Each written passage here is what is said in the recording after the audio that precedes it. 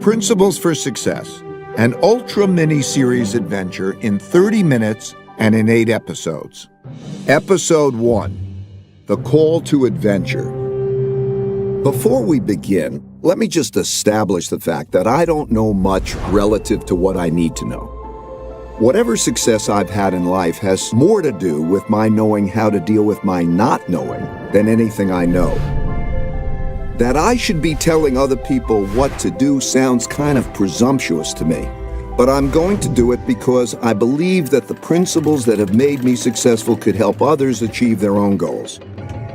I'm now at a stage in my own life in which it is much more important to me to pass along what I've learned about how to be successful than to seek more success for myself. What you choose to do with these principles is up to you. You have to be an independent thinker because only you can develop your own principles based on your own values. This brings me to my first and most fundamental principle, which is that you need to think for yourself about what is true. So let's get started.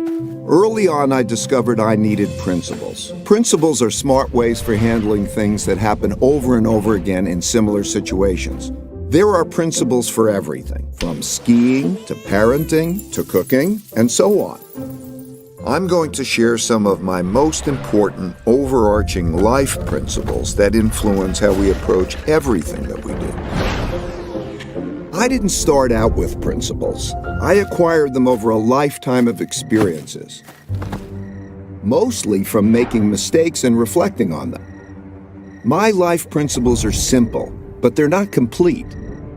I still struggle to make the best decisions, and I still make mistakes and learn new principles all the time. This is the reality. At the beginning, I needed to escape the conventions that surrounded me, which meant that I needed to think for myself. Unless you want to have a life that is directed by others, you need to decide for yourself what to do, and you need to have the courage to do it. But I didn't know that at first. I only learned that from going on my adventure. Looking back on my own journey, I now see that time is like a river that carries us forward into encounters with reality that require us to make decisions. We can't stop our movement down this river, and we can't avoid the encounters. We can only approach them in the best possible way. In your lifetime, you will face millions of decisions. The quality of your decisions will determine the quality of your life.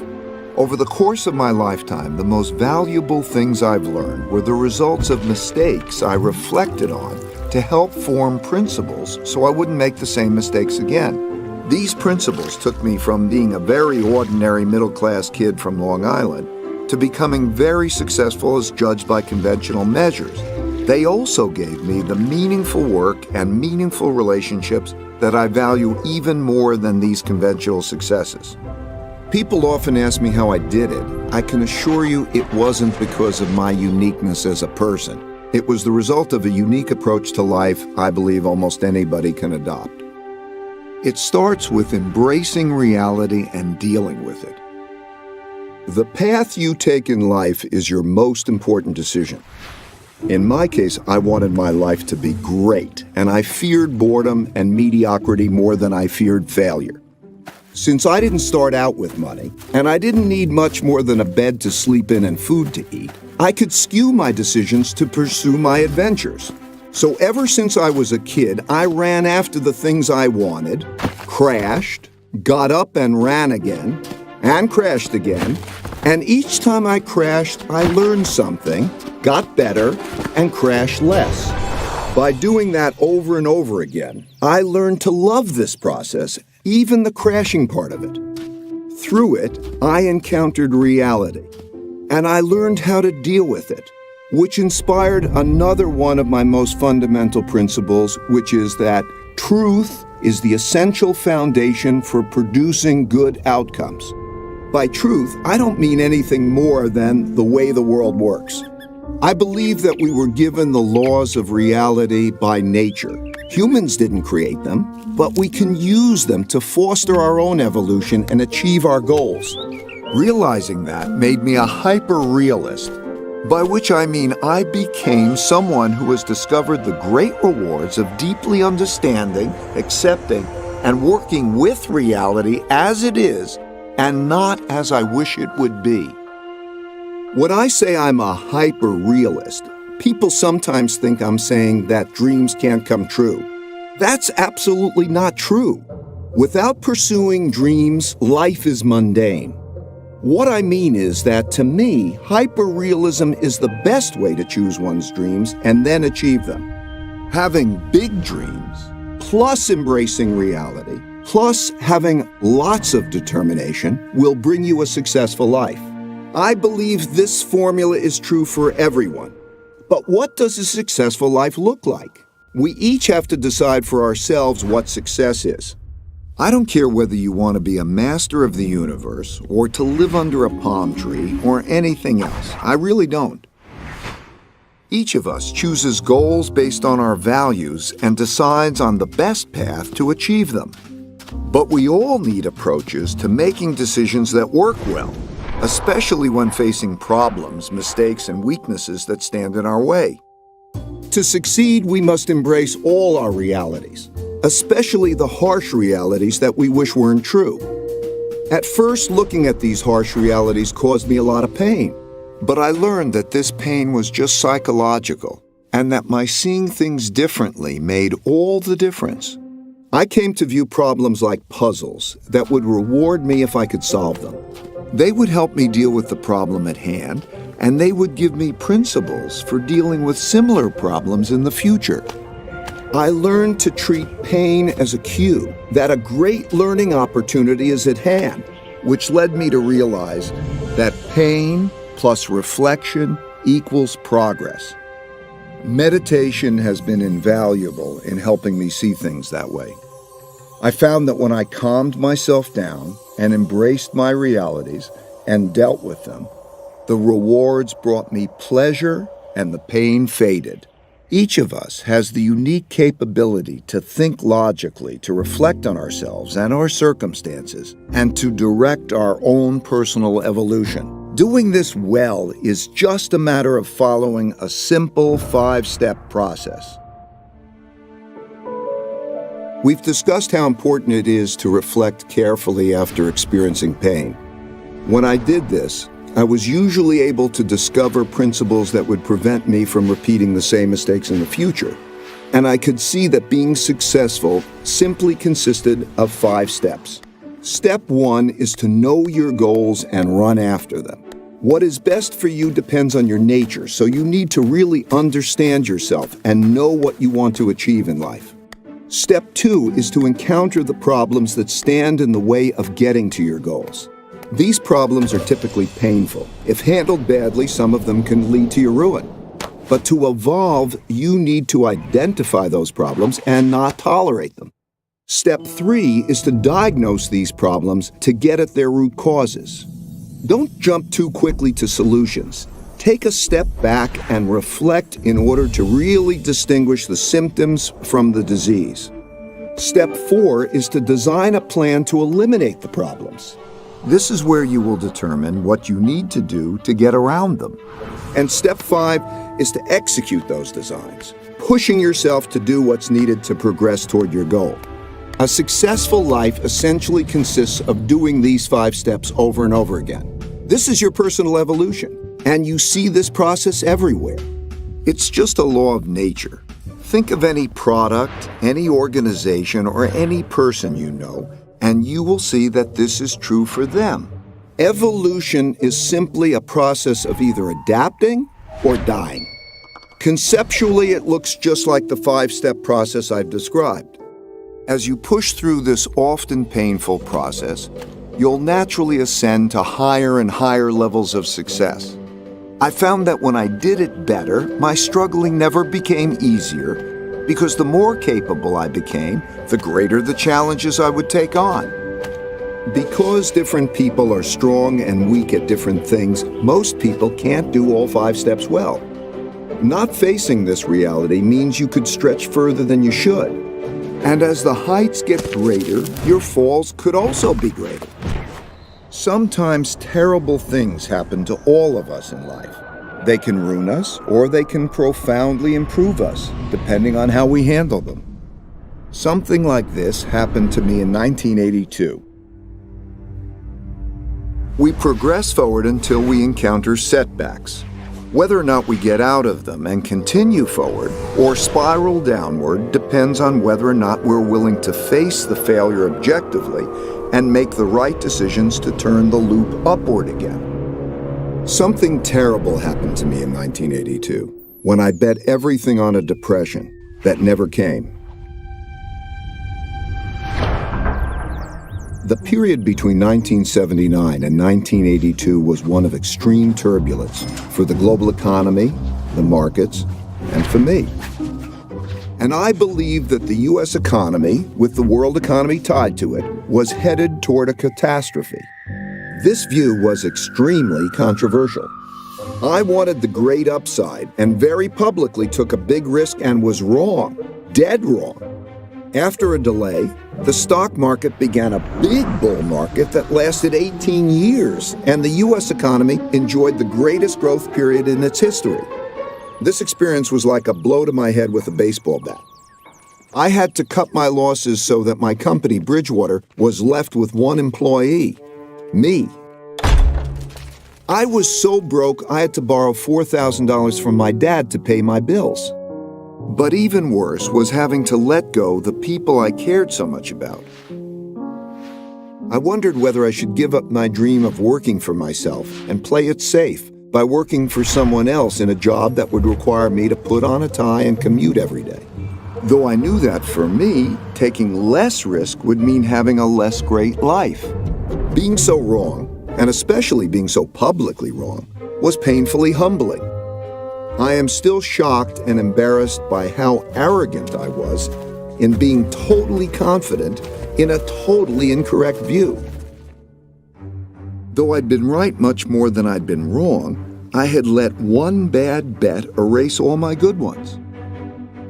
I thought very hard about the relationship between risk and reward and how to manage them. But I couldn't see a path forward that would give me the rewards I wanted without unacceptable risk. This kind of experience happens to everyone. It will happen to you. You will lose something or someone you think you can't live without, or you will suffer a terrible illness or injury, or your career will fall apart before your eyes. You might think that your life is ruined and that there's no way to go forward, but it will pass. I assure you that there is always a best path forward, and you probably just don't see it yet. You just have to reflect well to find it. You have to embrace your reality. Sometimes things happen that are hard to understand. Life often feels so difficult and complicated, it's too much to take in all at once. My deep pain led me to reflect deeply on my circumstances. It also led me to reflect on nature because it provides a guide for what's true. So I thought a lot about how things work, which helped to put me and my own circumstances in perspective.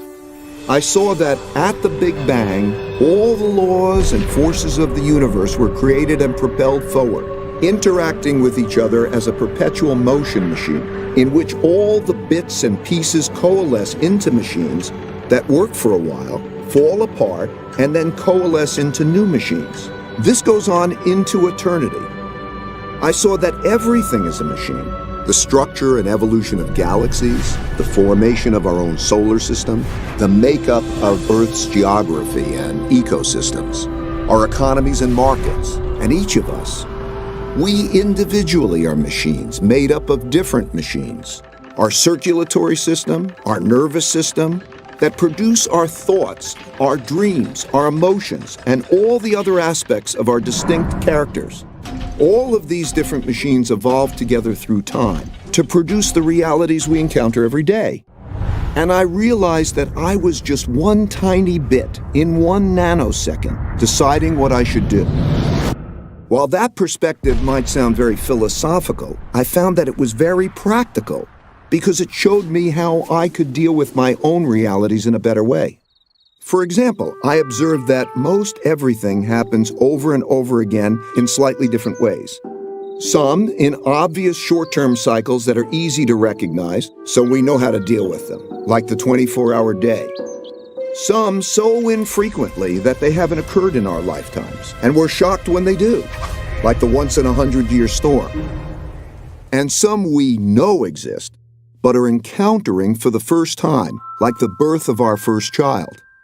Most people mistakenly treat these situations as being unique and deal with them without having proper perspective or principles to help them get through them. I found that if instead of dealing with these events as one-offs, I could see each as just another one of those and approach them in the same way a biologist might approach an animal, first identifying its species, then drawing on principles for dealing with it appropriately. Because I could see these events transpire in pretty much the same ways over and over, I could more clearly see the cause-effect relationships that governed their behaviors, which allowed me to develop better principles that I could express in both words and algorithms. I learned that while most everyone expects the future to be a slightly modified version of the present, it is typically very different. That's because people are biased by recent history and overlook events that haven't happened in a long time, perhaps not even in their lifetime. But they will happen again.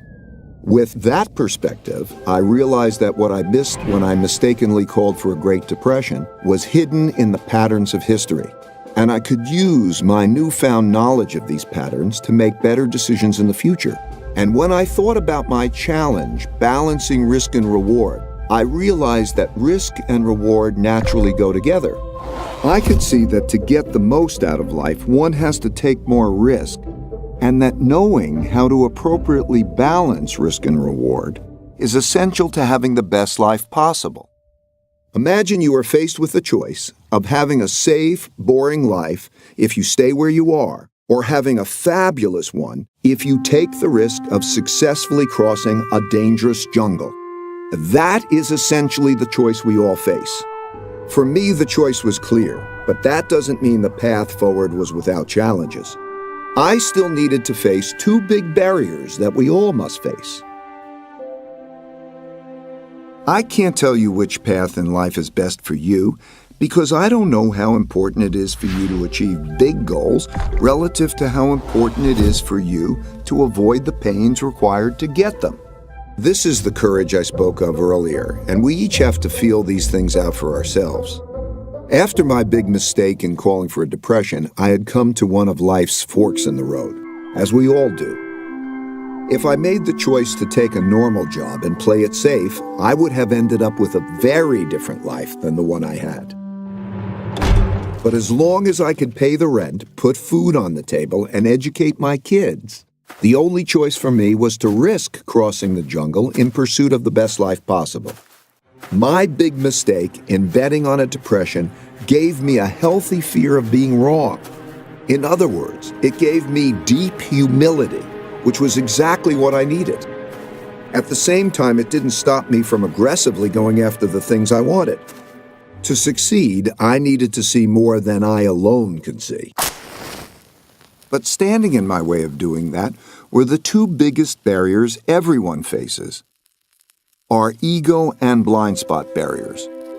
These barriers exist because of how our brains work. First, let's explore the ego barrier. When I refer to your ego barrier, I'm talking about the parts of your brain that prevent you from acknowledging your weaknesses objectively, so that you can figure out how to deal with them. Your deepest-seated needs and fears reside in areas of your brain that control your emotions and are not accessible to your higher-level conscious awareness. And because our need to be right can be more important than our need to find out what's true, we like to believe our own opinions without properly stress testing them. We especially don't like to look at our mistakes and weaknesses. We are instinctively prone to react to explorations of them as though they're attacks. We get angry, even though it would be more logical for us to be open to feedback from others. This leads to our making inferior decisions, learning less, and falling short of our potentials. The second is the blind spot barrier. Everyone has blind spots. The blind spot barrier is when a person believes he or she can see everything. But it's a simple fact that no one alone can see a complete picture of reality. Naturally, people can't appreciate what they can't see. Just as we all have different ranges for singing, hearing pitch, and seeing colors, we have different ranges for seeing and understanding things. For example, while some people are better at seeing the big picture, others excel at seeing details. Some are linear thinkers, and others are more lateral. While some are creative but not reliable, others are reliable but not creative, and so on. Because of how our brains are wired differently, everyone perceives the world around them differently. By doing what comes naturally to us, we fail to account for our weaknesses, and we crash. Either we keep doing that or we change. Aristotle defined tragedy as a terrible outcome arising from a person's fatal flaw. A flaw that, had it been fixed, would have instead led to a wonderful outcome. In my opinion, these two barriers are the main impediments that get in the way of good decision-making.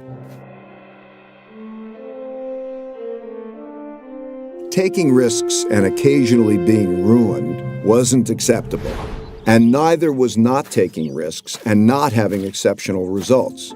I needed an approach that would give me the exceptional upside without also giving me the exceptional downside. When I discovered it, it turned out to be my holy grail. To get it, I needed to replace the joy of being proven right with the joy of learning what's true. This need prompted me to seek out the most thoughtful people I could find who disagreed with me. I didn't care about their conclusions, I just wanted to see things through their eyes, and to have them see things through my eyes, so that together we could hash things out to discover what's true. In other words, what I wanted most from them was thoughtful disagreement.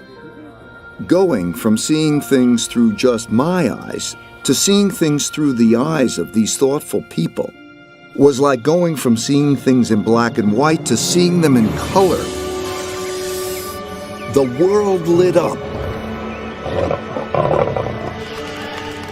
That's when I realized that the best way to go through the jungle of life is with insightful people who see things differently from me.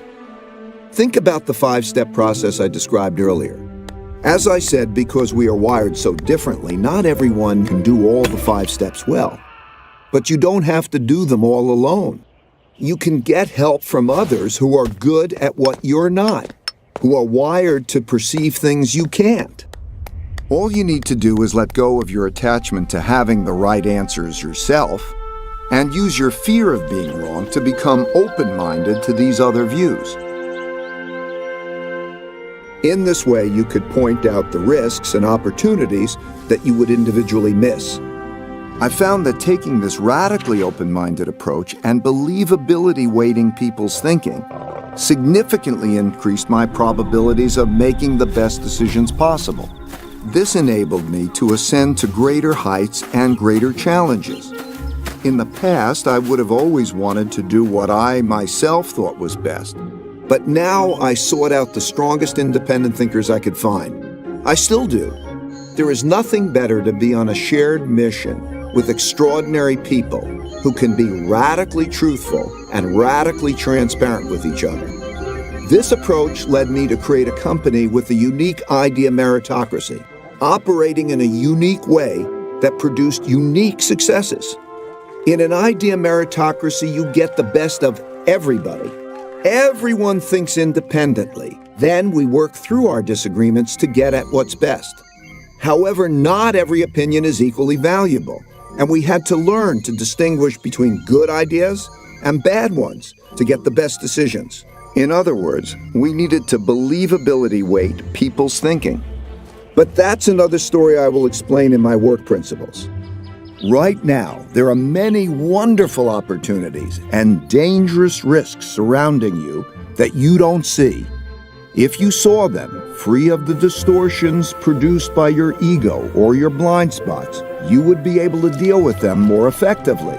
If you could acquire this ability, and with practice you can, you will radically improve your life. So far, I described how I learned to confront my own realities, my problems, my mistakes and weaknesses, and how I surrounded myself with others who could do things better than I could. This was the most effective way I discovered for making great decisions. This is not the normal way of being, but through this approach, I became very successful. And being successful enabled me to meet extraordinarily successful people and see how they think. I've discovered that their journeys were similar to mine. You might not know it, but they all struggle, and they all have weaknesses, that they all get around by working with people who see risks and opportunities that they would miss.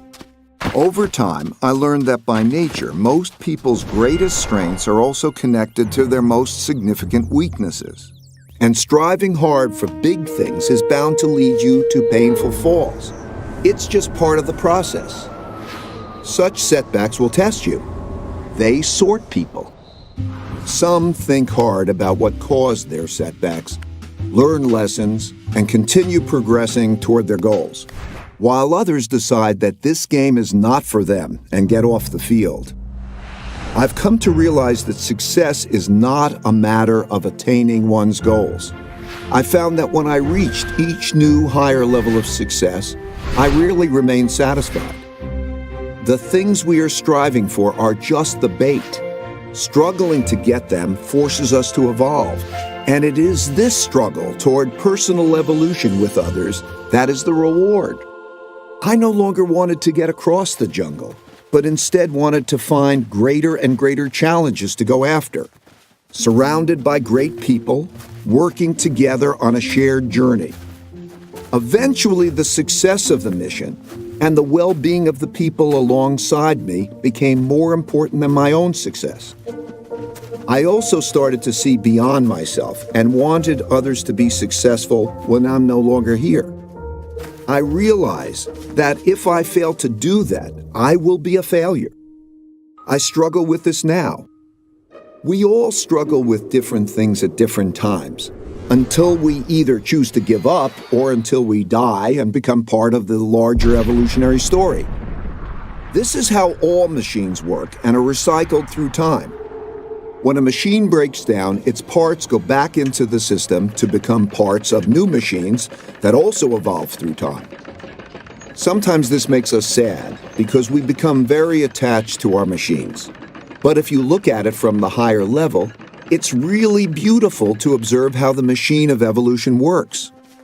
Now you must decide for yourself how you will evolve. Forget about where these principles came from. Just assess whether or not they are useful to you and evolve them to suit your own needs. As with all of life's decisions, what you do with them is ultimately up to you. My only hope for you is that you have the courage to struggle and evolve well to make your life as great as it can be. Thank you and goodbye.